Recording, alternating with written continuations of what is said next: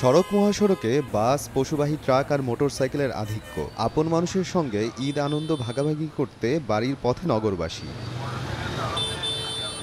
ভিড় এড়াতে পরিবার পরিজন নিয়ে শুক্রবার ভোরেই রওনা দেন অনেকে। বাস, ট্রাক কিংবা মোটরসাইকেল যে যেভাবে পারছেন ছাড়ছেন ব্যস্ত নগরী ঢাকা। তবে যানবাহনের চাপ বাড়তে থাকায় সকালে ধীরগতির কবলে পড়েন উত্তরবঙ্গের সড়কপথে যাত্রীরা। বঙ্গবন্ধু সেতুর পূর্বপার টাঙ্গাইলের এলেঙ্গা থেকে ঘারিন্দা ওভারপাস পর্যন্ত প্রায় ৫ কিলোমিটার এলাকায় দেখা দিয়েছিল যান চলাচলে ধীরগতি।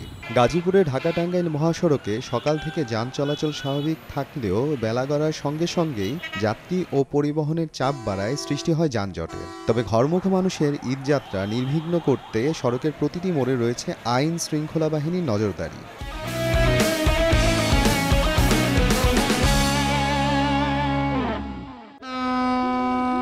এবারের ঈদযাত্রায় পাটুরিয়া, দৌলতদিয়া ও আরিচা কাজীর হাট নৌ রুটে ২৭টি ফেরি ও ৩১টি লঞ্চ চলাচল করছে। চাপ বাড়লেও ঘাটে নেই যানজট কিংবা ভোগান্তি। মোহাম্মদ আফরানুল ইসলাম, সময় সংবাদ।